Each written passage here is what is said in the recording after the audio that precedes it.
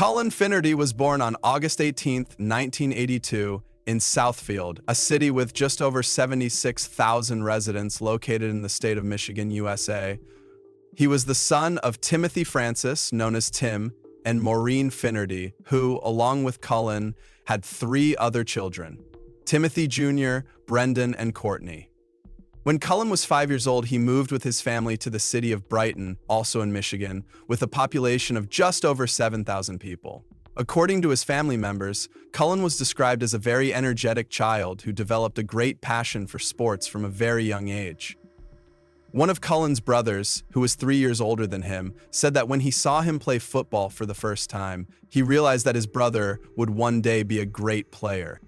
Cullen attended Brighton High School, located in Livingston County. At this school, he was already a standout in football and even earned the title of Livingston County Player of the Year in his senior year of high school. After graduating from high school, Cullen went on to the University of Toledo in Ohio. He continued his football career there, but he was not happy. In some way, he didn't see a future for himself at the University of Toledo. As a result, Cullen stayed at the university for only 1 year. Around the same time, Cullen's older brother Timothy Jr. was attending art school in Grand Rapids and was paying close attention to a promising program for players in Allendale at Grand Valley State University. The top quarterback of that season, Kurt Ains, was about to become a senior and would soon be playing for another team. As a result, Tim Jr. picked up a highlight film of Cullen, drove to the campus, and dropped it right on the coach's desk. Coach Brian Kelly, once he saw the film, was impressed by Cullen and decided to offer him a spot on the team. It was from this point that Cullen's professional career began to take a turn. In his first year at Grand Valley, Cullen served as a backup to Kurt Ains, who would soon become a senior. With Kurt's departure, Cullen became the starting quarterback and quickly demonstrated his excellent performance in games. Standing at 6'2" and weighing 235 pounds, he won several titles throughout the 2000s. People close to him said that off the field he was an ordinary guy, but on the field he was Superman, like Clark Kent emerging from a phone booth. In 2007, Cullen signed with the Baltimore Ravens, spending most of the season on the practice squad, but by the end of the season he became a starter. The following year, he briefly played for the Denver Broncos, then spent 1 season playing in Austria and another in Muskegon, Michigan. Cullen's football career ended in 2009, after which he began focusing more on his personal life. Around this time, he was in a relationship with a woman named Jennifer, whom he married in 2010. Together, they had 2 children, a son named Caden and a daughter named McKinley. Cullen lived with his family in Howell, Michigan, and had a good job selling orthopedic medical devices. Despite his personal life going well, Cullen was facing problems. He was struggling with an opioid addiction as a result of a back injury, which could have originated from weightlifting. Cullen considered having back surgery, which would resolve the issue, but since he had 2 young children and the recovery time would be significant, he chose not to go through with it. In any case, this addiction led Cullen to be admitted to rehab in 2011. He stayed for a short time, but showed significant improvement. However, a few months later, he relapsed, and from that point on, he fluctuated between staying clean and falling back into his addiction. This led to terrifying episodes involving disorientation and paranoia, something that would eventually end in a great tragedy. Once, in 2012, Cullen was at a gathering with friends in Detroit when he called his brother Tim.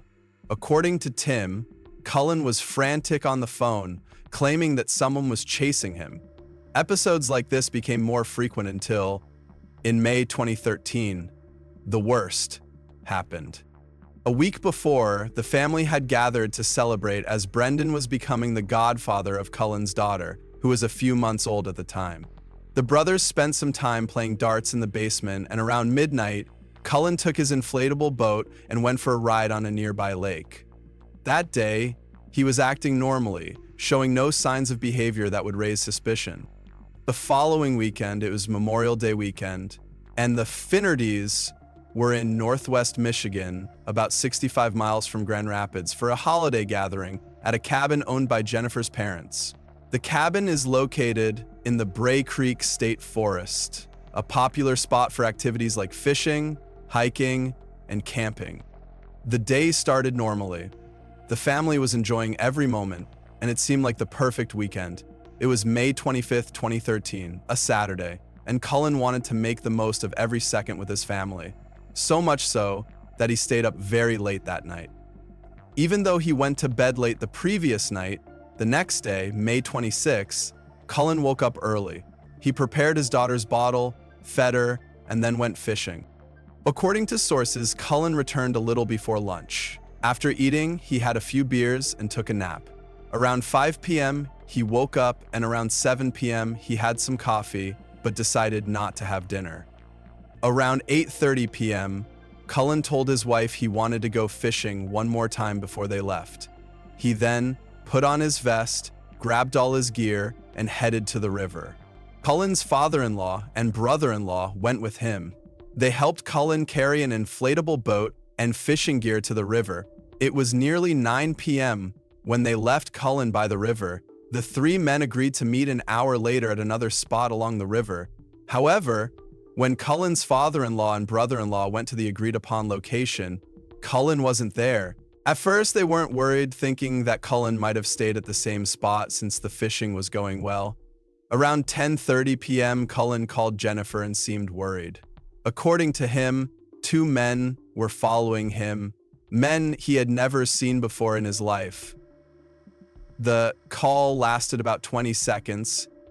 Before abruptly dropping, Jennifer tried to call her husband back, but he didn't answer the phone. So Jennifer decided to call her father and brother, who were a few miles away from the cabin, and told them what had happened. Jennifer's father and brother quickly went to the spot where they had left Cullen, but when they got there, they only found his boat, which was on the riverbank. They circled the area and called for Cullen, but the man didn't respond. Then they checked the inflatable boat to see if there was anything that could give a clue as to where Cullen might be, but everything in the boat seemed normal, nothing out of the ordinary. They decided to head back to the cabin where the family had gathered, thinking maybe Cullen had returned there for some reason. When they arrived at the cabin, they realized Cullen wasn't there and Jennifer was frantic. Shortly after that, Jennifer's brother's phone rang. It was Cullen, who told his brother-in-law that he was lost, having run into the middle of the forest to hide from men who were chasing him, but he didn't know where to go. Cullen allegedly told his brother-in-law that things were getting very complicated, as if he were trying to say he wouldn't be able to escape the men who were following him. Before the call ended, Jennifer and her brother heard Cullen questioning the men chasing him. Jennifer mentioned that at that same moment she heard sounds of rocks or gravel, as if Cullen were running desperately. After the call ended, Jennifer, frantic, tried calling her husband several times, but none of the calls were answered. Because of this, Jennifer decided to send him a message telling him to stay put, as she and her brother would go to the location where he was. Jennifer, along with her brother, left the cabin and went to the place where they believed Cullen might be. They searched for quite a while but didn't find him, so they decided to return to the cabin since it was getting quite late. The authorities were notified, and shortly after, a search for Cullen began. The next morning, Cullen's father called his other son, Tim Jr., to inform him that Cullen was missing.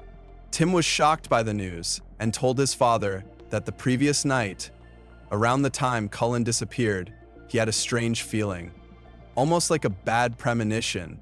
Tim Sr. and Tim Jr. went together to the last place Cullen had been seen to assist with the search efforts. The county authorities were already conducting searches, and later, state police arrived to provide support. The officers walked along the nearby streams and rivers, checking every point along the banks.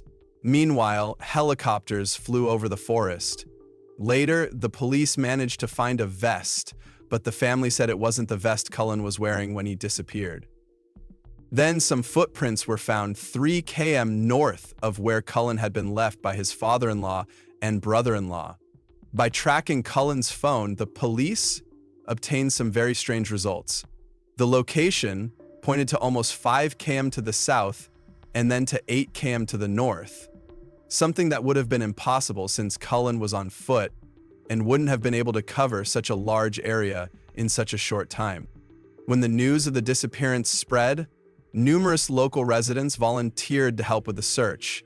In addition to these people, Cullen's school and college friends also came to the location to offer their support. So many people were helping with the search that authorities had to ask some of them to return home, as they were unintentionally hindering the police efforts.